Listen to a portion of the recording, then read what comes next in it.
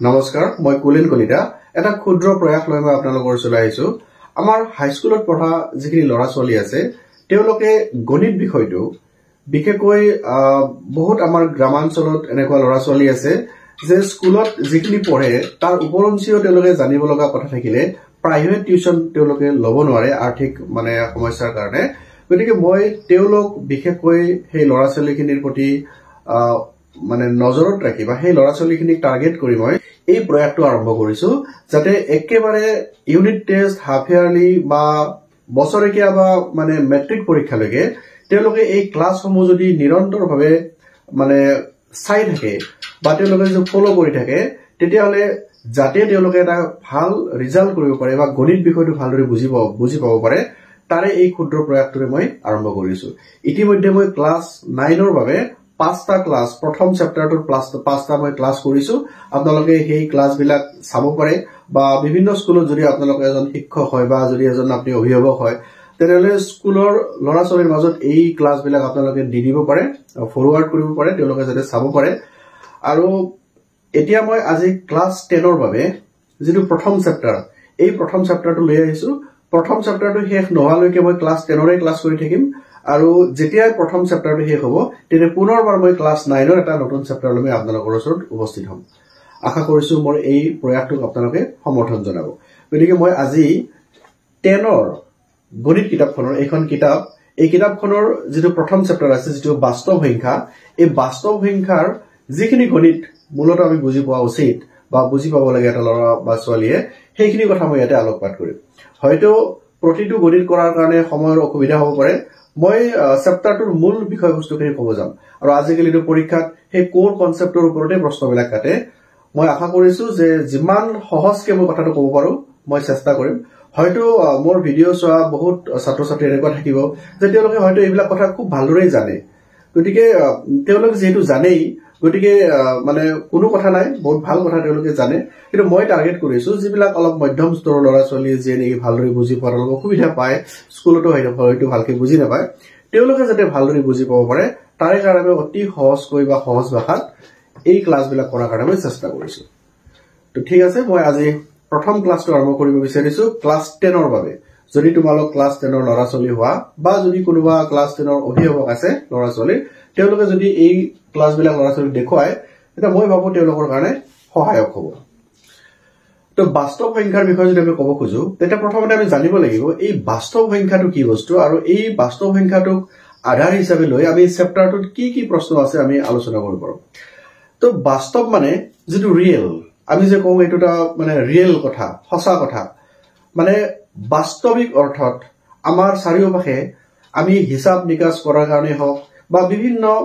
সমস্যা সমাধানৰ ক্ষেত্ৰত বিজ্ঞানৰ সমস্যাই হওক বা সামাজিক সমস্যাই হওক এই সকলোবোৰ সমস্যা সমাধানৰ ক্ষেত্ৰত যিমান বিলাক সংখ্যা আমি বিভিন্ন প্ৰকাৰে বা বিভিন্ন ক্ষেত্ৰত প্ৰয়োগ কৰো এই সকলোবোৰে আমাৰ বাস্তৱ সংখ্যাৰ অন্তৰ্গত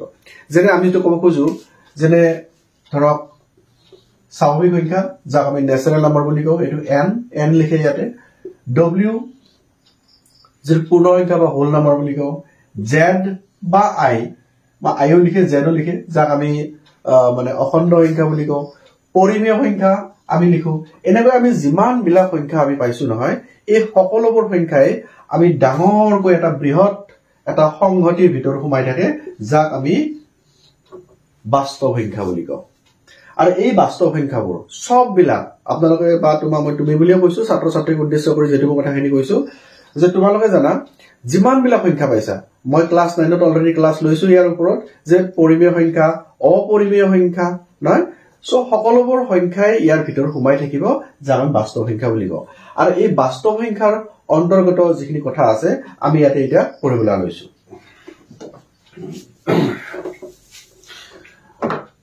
চেপ্টাৰটো আমাক কৈছে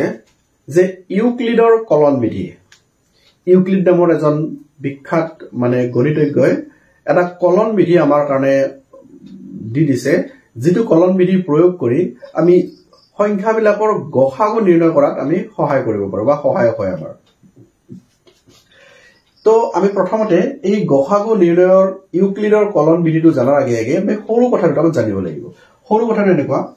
ধৰি লোৱা হওক যে মই 20 নামৰ যেটো সংখ্যা আছে এই সংখ্যাটো হৰণ কৰিব লাগে মই সাপোজ 3 ৰে হৰণ কৰিব লাগে একেবাৰে সহজ কথা বা সৰু কথা আমি যেটো এলপি সেকশনৰে পঢ়ো কিন্তু আমি ইয়াৰ পৰা শিকিব লগা বহুত কথা আছে যদি কোনোবা ছাত্ৰ ছাত্ৰী এনেকুৱা কথাবিলাক মানে অলপ ৰৈ আহিছে না ভালৰে চালে হল সো 3 ৰে যেতিয়া আমি 20 হৰণ কৰিম কি যাব আমি নেওতাখন তেতিয়ালৈকে মাতিব লাগে যেতিয়ালৈকে আমি 20 টো নাপাও কিন্তু 20 পাৰ হৈ যাব নোৱাৰে আৰু আমি এনেকুৱা যে 3 গুণ 3 3 গুণ 6 আমি 3 5 গুণ 15 হে কৰিলেও নহব একেবাৰে 20 ৰ ওচৰ পাব লাগিব আমাৰ নেওতাখন মাততে গতিকে আমি এটা পালো 3 6 গুণ 18 18 পোৱাৰ পিছত কি থাকিল বিয়োগ কৰিব লাগিব 2 থাকিব আৰু সদায় এই সংখ্যাটো হৰণ কৰিব যেটো সংখ্যাৰে হৰণ কৰিছো তাক কিন্তু সৰু হ'বই লাগিব শূন্য হ'ব পাৰে কিন্তু সৰু হ'ব লাগিব ইয়াৰ সমান হ'ব নোৱাৰে বা ইয়াতকৈ ডাঙৰ হ'ব নোৱাৰে ঠিক আছে সো এই সাধাৰণ কথাটোৰ পৰা আমি এটা কথা পাইছিলো আগতে এই যিখিনি আমাৰ সংখ্যা লিখিছিলো ইয়াৰ ভিতৰত লেখা যেটো সংখ্যা এই সংখ্যাটোক আমি কওঁ কি বুলি ভাজ্য বুলি কওঁ যেটো সংখ্যাৰে আমি হৰণ কৰিছিলো তাক কি বুলি কওঁ আমি ভাজক বুলি কওঁ যেটো ফল পাইছিলো আমি হৰণ ফল পাইছিলো ইয়াক কওঁ ভাগফল আৰু হৰণ কৰাৰ পিছত যেটো অৱশেষ ৰৈ গৈছিল তাক আমি ভাগশেষ বুলি কওঁ এইখিনি কথা আমি আগতে পাইছো বা লৰা ছোৱালীখিনি জানে এইখিনি ভালকে কথা এইখিনি কথা যেতিয়া আমি লাহে লাহে ক্লাস 6 7 8 পালো আমি তেতিয়া এই শব্দবিলাকক আমি অলপ বেলেগ ৰূপেৰে মাতা আৰম্ভ কৰিলো কেনেকৈ কৰিছো যে অৰ্থ একেই আছে ভাজ্যই আছে তাক আমি নাম দিলো px বুলি এই নামটো আমি নামকৰণ কৰিলো কথা কিন্তু আমি ভাজ্যৰে পাতি আছো আৰু এই যে x টো লিখিছো ই এটা মানে এনেকুৱা এটা চলক যেটো চলক আমাৰ হে ৰাখিটোত ব্যৱহাৰ হয় যদি কেতিয়াবা হে ৰাখিটোত x ৰ সলনি তোমাৰ u থাকে তুমি কিন্তু u লিখিব লাগিব যদি t থাকে t লিখিব লাগিব কিন্তু আমি সচৰাচৰ মানে যেতিয়া শিকিব খুজো বা বুজিব খুজো আমি দেখা পাওঁ বেছিভাগ ক্ষেত্ৰত এই x নামৰ আখৰটোৱে ব্যৱহাৰ হয় সো আমি মাততেও কওঁতেও আমি হে px কৈয়ে থাকো আমি সো এটো px হৈ গল যেটো আমি ভাজক বুলি কৈছিলো তাক আমি gx বুলি কওঁ আগতে কিন্তু dx কোৱা আছিল আজিকালি gx হয় এটো যেটো ভাগফল আছিল কি কওঁ আমি qx বুলি কওঁ আৰু যেটো আমাৰ ভাগশেষ আছিল হেতু আমি rx মানে ৰিমাইন্ডাৰ এটো কোসেন্ট এটো ৰিমাইন্ডাৰ এনেকৈ কোৱা হয় ঠিক আছে তো এইখিনি কথা আমি আগতে পাইছিলো কি যে এলপি সেকশনত পঢ়তে বা 5 6 ত পঢ়তে পাইছিলো কি যে ভাজ্য সমান ভাজক পূৰণ ভাগফল যোগ বাকি বা ভাগশেষ এইখিনি সকলোৱে জানে ভাজ্য সমান ভাজক পূৰণ ভাগফল যোগ বাকি তো এতিয়া আমি যদি এইটো ফৰ্মুলাৰ পৰা লিখো শব্দবিলাক লিখি যদি আমি আখৰবিলাক লিখো কি হ'ব ইয়াতে যে px মানে gx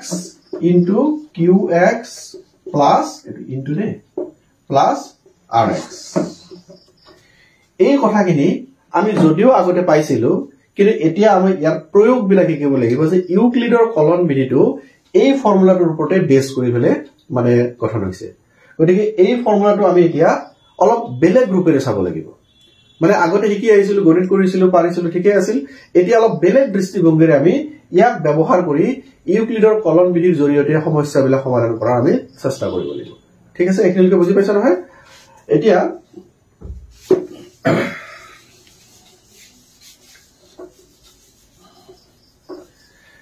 তোমালোকে এটা কথা চাবা এই যেটো আমি px gx qx rx কলো নহয় এতিয়া আমি যদি এটা সংখ্যাক আমি a বুলি কওঁ a টোক যদি আমি b ৰে হৰণ কৰো তেতিয়া হলে ভাগফল পাম আমি q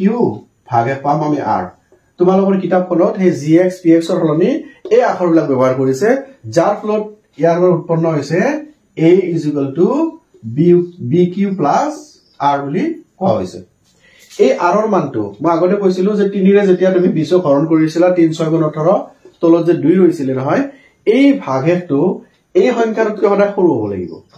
শূন্যৰ সমান হ'ব পাৰে কিন্তু শূন্যতকৈ ডাঙৰ আৰু এই সংখ্যাটোতকৈ সৰু হ'ব লাগিব সো আমি r টো কি বুলি লিখিব পাৰো যে r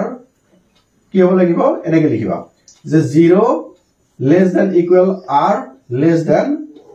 b ইয়াৰ অৰ্থটো এনেকুৱা যে r ৰ মানটো শূন্যৰ সমান হ'ব পাৰে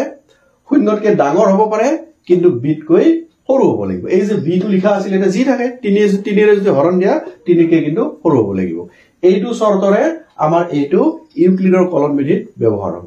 ঠিক আছে এতিয়া মই এটা কথা কওঁ গসাউ গৰিষ্ঠ সাধাৰণ উৎপাদক সো এটা কথা চেপ্টাৰটোৰ যিখিনি অনুশীলনী আছে এই গণিতবিলাক কৰাৰ আগে আগে আমি কিন্তু আৰম্ভণিৰ পৰা কিছু ধাৰণা টানি আনিব লাগে মই প্ৰথম ক্লাছটো কৰাৰ কাৰণে এইবিলাক কথা তোমালোকৰ চেপ্টাৰটো পৰীক্ষাত নাহে তথাপিও কিন্তু আমাৰ এটা মানে তোমালোকৰ কাৰণে দৰকাৰী কথা যে যদি কিবা এটা চেপ্টাৰ পঢ়িব লাগে নহয় আগৰ পৰা ধাৰণাবিলাক টানি আনিব লাগে লিংকটো ৰাখিব লাগে তেতিয়া বুজি পোৱাটো সহজ হয় বা তোমালোকৰ কৰাৰ সময়ত যিখিনি মনৰ যেটো পৰিসৰ সেই পৰিসৰটো বহল হোৱাৰ পিছত গণিতবিলাক কৰিবলৈ বা আইডিয়া কৰিবলৈ অলপ সহজ হয় হেগতিকে মই পুৰণা কথাখিনি টানি আনিছো কাৰণ তোমালোকৰ প্ৰয়োজন হ'ব যদিও কথাবিলাক ইমান ডিটেইলছ নাই মই কিন্তু ভাবিছো কোৱাটো উচিত হ'ব তো গসাউ বা গসাগু বুলিও কওঁ তো আমাৰ গসাউ উলিওৱাৰ সময়ত আমি যদি গসাগুটো বুজি নাপাওঁ তেনে ইয়াত অলপমান সমস্যা হ'ব কোনোবাই বুজি পাইছে তোমালোকৰ মাজৰ কোনোবাই হয়তো ভালদৰে জানাটো বহুত ভাল কথা কিন্তু যদি কোনোবাই নাজানাকে আছে গসাগুৰ কথাটো মই একেবাৰে খুব ছুটিকৈ মই উদাহৰণ এটা দিব যাইছো ধৰি লোৱা যে এটা সংখ্যা আছে 20 আৰু এটা সংখ্যা আছে 30 ইহত দুটাৰ গসাগু কিমান হেনেকে গলে আমি যদি চাওঁ প্ৰথমতে 2 দি যাব 2 10 গুণ 20 2 আৰু 15 হ'ব আমি যদি 5 দি কৰো 5 2 গুণ 10 5 3 গুণ 15 এটা কি দেখাছে হৰণ কি সংখ্যাৰে হৰণ কৰিছো 2 ৰে হৰণ কৰিছো আৰু 5 ৰে হৰণ কৰিছো তাৰমানে এই 2 টো আৰু 5 টো এই দুটাৰ উৎপাদক এই উৎপাদক দুটাৰ ভিতৰত এটা চাবা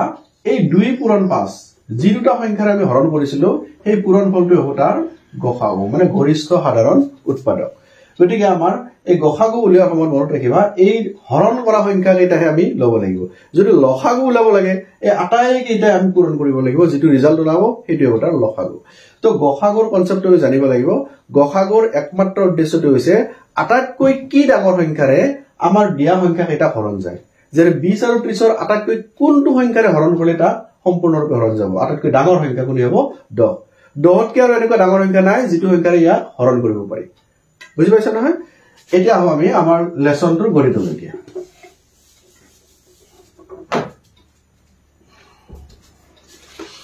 1.1 লেসনৰ প্ৰথম প্ৰশ্নটো দিয়া আছে যে ইউক্লিডৰ কলন বিধি ব্যৱহাৰ কৰি গসাউ উলিওৱা ব্যৱহাৰ কৰি এটো যেটো পদ্ধতি মই কৈলো হেতু পদ্ধতি ব্যৱহাৰ কৰিব দিয়া নাই মানে যেটো মানে আমাৰ মৌলিক উৎপাদক উলিওৱাৰ যেটো পদ্ধতি হেতু কৰিব দিয়া নাই তোমাক কৈছে ইউক্লিডৰ কলন বিধি মানে ব্যৱহাৰ কৰি গসাগুটো উলাব দিছে সো মই তাৰে গণিত কৰিছো তিনটা গণিত দিয়া আছে মই এটা কৰি দিছো 3 নম্বৰটো কৰি দিছো বাকি এটা তোমালোকে নিশ্চয় চেষ্টা কৰিবা so question number 3 chapter into 1.1 chapter 1.1 দিয়া আছে 8 6 7 আৰু 2 5 5 এই যে সংখ্যা দুটা দিছে প্ৰথম আমি কি কৰিব লাগিব দুটা সংখ্যাৰ কোনটো ডাঙৰ কোনটো সৰু আমি চাব লাগিব তো সমাধানটো এনেকৈ আৰম্ভ কৰিবা এটো তোমাৰ কোৱেশ্চন পেপাৰত থাকিব এই কোৱেশ্চন পেপাৰত থাকাৰ পিছত তোমাৰ যেতিয়া বহিত লিখিবা তুমি চাই লোৱা যে এই সংখ্যা দুটাৰ কোন ডাঙৰ কোন সৰু যে আমি দেখা পাইছো 255 টো সৰু 867 টো ডাঙৰ তো আমি কি লিখিব লাগিব প্ৰথমতে 255 is less than 867 এনেকৈ এটা লাইন লিখি লবা কাৰণ আমি যেতিয়া গসাগু উলিয়াম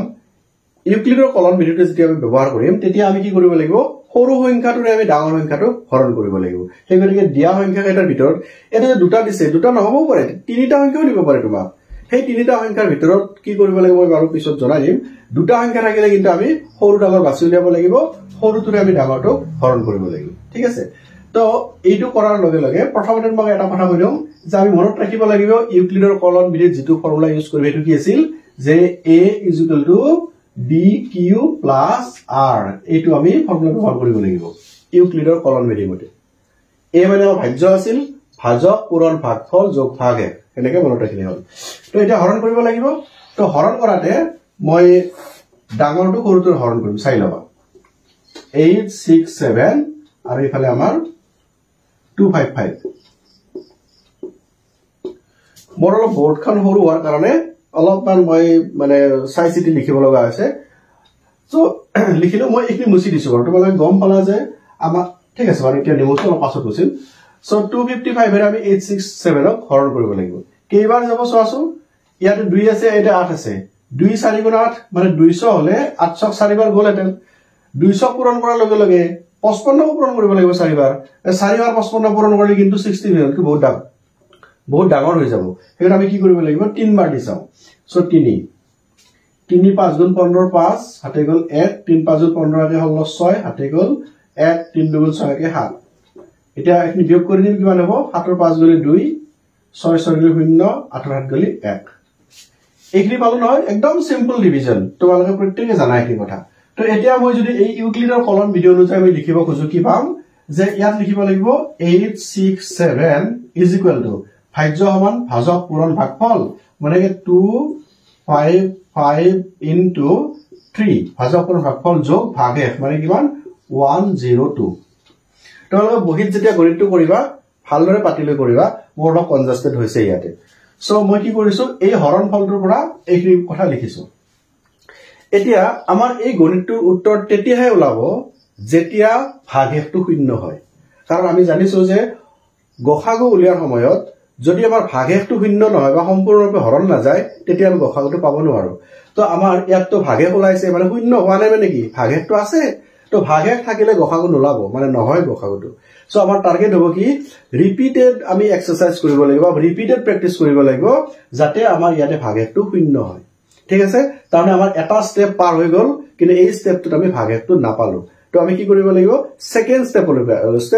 স্টেপলৈকে আহিব লাগিব সো সেকেন্ড স্টেপত আহিলে আমি কি কৰিম এই যে ভাগফলটো দেখি ভাজকটো দেখিছিলা এটো ভাজক ভাগফল ভাগশেষ ভালদৰে মনত ৰাখিবা যদি ভাগশেষটো শূন্য নহয় তেতিয়াহলে এই ভাগশেষটোৰে এই ভাজকটো হৰণ কৰিব লাগিব এই নিয়মটো হেতু কথাই কৈছে ঠিক আছে নে অৰ্থাৎ আমি কি কৰিব লাগিব ইয়াত কি আছে এটো ভাজকটো 255 এইবাৰ আমি 255 ক কি কৰিব লাগিব 102 ৰে হৰণ কৰিব লাগিব চাবা 102 ৰে এইখিনিত কিন্তু তোমালোকে কনফিউজন নাৰাখিবা এইটোৱে হল এই গণিতটোৰ আটাইতকৈ দৰকাৰী স্টেপ বুজি পাব লগা স্টেপ যদি ভাগশেষটো শূন্য নহয় তেতিয়াহলে যিমান ভাগশেষ পাইছো আমি সেই ভাগশেষটোৰে আমাৰ এই যেটো ভাজক আছিল এই ভাজকটো হৰণ কৰিব লাগিব শূন্য নপোৱালৈকে আমি সেই কামটো ৰিপিটেডলি কৰি থাকিব লাগিব সো এইবাৰ আমি এই স্টেপ লৈছো এটা হৰণ কৰিম আমি হৰণ কৰিলে কি হ'ব দুইবাৰ যাব দুইবাৰ দিলো মই 2 2 গুণে 4 2 0 গুণ 0 2 1 গুণে 2 মই বিয়োগ কৰিলো 5 ৰ 4 গলে 1 থাকিল 5 ৰ 0 গলে 5 2 ৰ 2 হৈ গল এবাৰো শূন্য নলাল কিন্তু এইখিনি কথাটো লিখিব লাগিব গতিকে ভাজ্য সমান অৰ্থাৎ এবাৰ কি হৈছে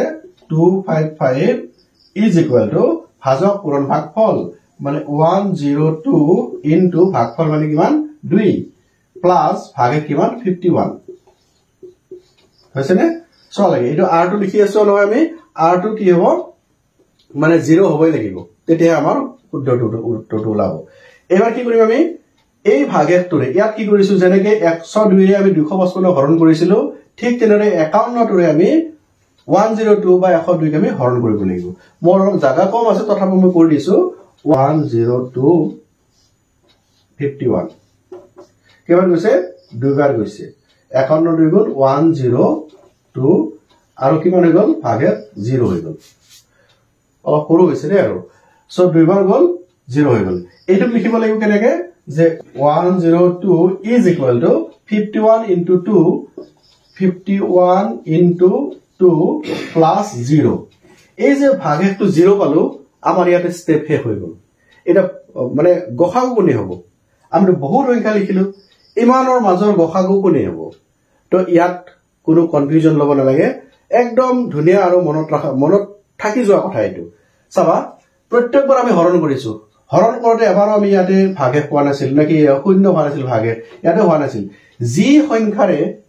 হৰণ কৰোতে ভাগশেষটো শূন্য হৈছে সেই সংখ্যাটোকে কোৱা হ'ব গসাগু বুলি মনত ৰাখিবা যিটো সংখ্যাৰে আমাৰ হৰণ কৰোতে ভাগশেষ শূন্য হয় সেই বিশেষ সংখ্যাটোৰ নামে হল গসাগু আৰু আমাৰ এই গোটেই গণিতটোৰ গসাগু যে ওলাব দিছে 867 আৰু 255 এই দুটা সংখ্যাৰ গসাগু হ'ব 51 গতিকে আমি এটাকে নিৰ্ণয়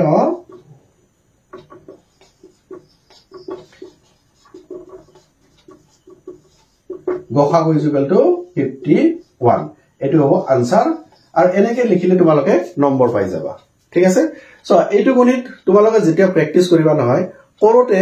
মইতো ভাবো তোমাৰ 1 মিনিটৰ পৰা 2 মিনিটৰ ভিতৰত কমপ্লিট হৈ যাব কিন্তু মই ইমান সময় ইকাৰে লৈছো যাতে তোমালোকে ইয়াৰ ভিতৰত থকা প্ৰতিটো কথাই বুজিবলৈ চেষ্টা কৰা বা বুজি পোৱা তোমালোকে ঠিক আছে সো ইউক্লিডৰ কলন বিধি অনুযায়ী যদি গসাগু উলিয়াব লাগে আমাৰ যেটো চেপ্টাৰত দিছে এইটো পদ্ধতিত কৰিব লাগিব আৰু শেষত আনসাৰ বুলি লিখিব নাপাহৰিবা এইটো হল আমাৰ গসাগু ঠিক আছে নহয়